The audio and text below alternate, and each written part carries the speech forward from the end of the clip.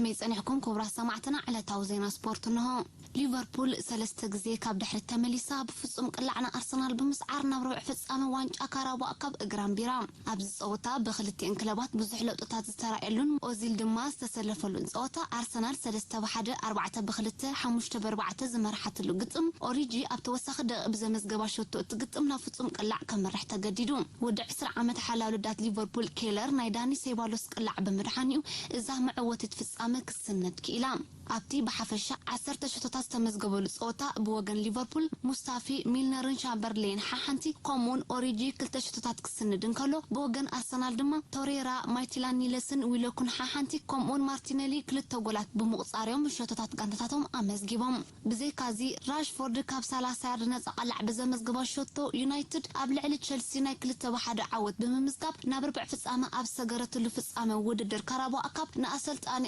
ሶልሻየር ተስፋ ሂባ ኣብቲ ግጥም ራሽፎርድ ሓንቲ ብፍጹም ቅላዕ ትርከባ ክልተ ሸቶታት ብምምዝጋብ ነታ ካብ ባርሽዋይ እንኮ ሸቶ ሰነደት ናይ ላምፓርድ ቸልሲ ብምስዓር ነታ ዓወት ውሕስ ገይሩ ኣብ ካልእ ግጥም ናይ ዝውድድር ኣስቶን ቪላ ኣብ ልዕሊ ወልቭስ ናይ 2-1 ዓወት ኣመዝጊባ ናብ ዝቕጽል ውድድር ሰጊራላ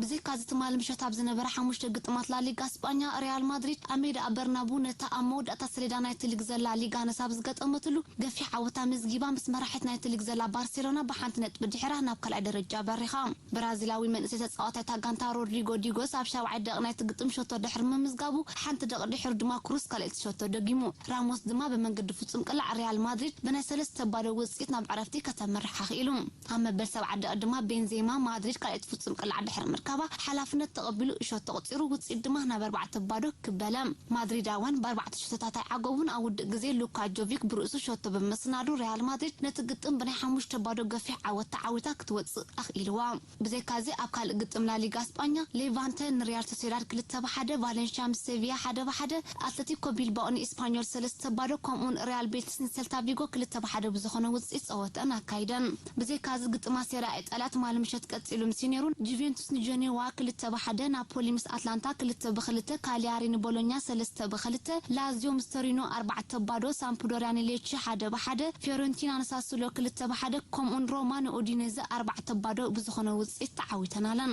ሎሚ ሓሙስ ምሸት መድረኽ ላሊጋ እስጳኛን ሰራን ግጥማ ሰሪዑሎ ሰዓት 9 ኤባር ምስ ቪያሪያል ማዮካ ምስ ኦሳሱና 11:40 ጌታፈ ምስ ግራናዳ ኣብ ሴሪያ ኢጣልያ ድማ ሰዓት 11 ሚላን ምስ ስፓል ግጥምን ከካይዳን ናይ ቅድም ተኸላኸሊ ማንቸስተር ዩናይትድ ያ ምስታም ድሕርና 7 ኣዋርሕ ስራሕ ምዕላም ክለብ ፊዮኔር ካብ መዝነቱ ከም ዝተኣለየ ተገሊጹ እዚ ወዲ 47 ዓመት ሆላንዳዊ ኣብ ዝዓመተ ስፖርት እዚ ካብ ዘካይደን 11 ግጥማት ሊግ ኣብ 3 ጥራዩ ተዓዊቱ ዝሓለፈ ሰንበት ኣብ ውሽጢ 40 ደቂቕ 4 ሸቶታት ዝተመዝገባን ከም ውጽኢቱ ድማ 4 ባዶ ዝተሰዓረትን ፊዮኔር ኣብ ቅልስ ክለባት ሆላንድ መበል 12 ተርታ ሒዛላ ካብ 1998 ክሳብ 2001 ምስ ማንቸስተር ዩናይትድ ተጻወተን 3 ናይ ሊግ ጽዋእ ብተኸታታሊ ዘለዓለን እስታም ቅድሚኡ ምስ ክለብ PSV ኣይንድሆቨን ምጽዋቱ ጸብጻዋት የረድኡ ዘኽወርኩም ሰማዕትና ዕለታዊ ዜና ስፖርት ኣብ ዝፍጸም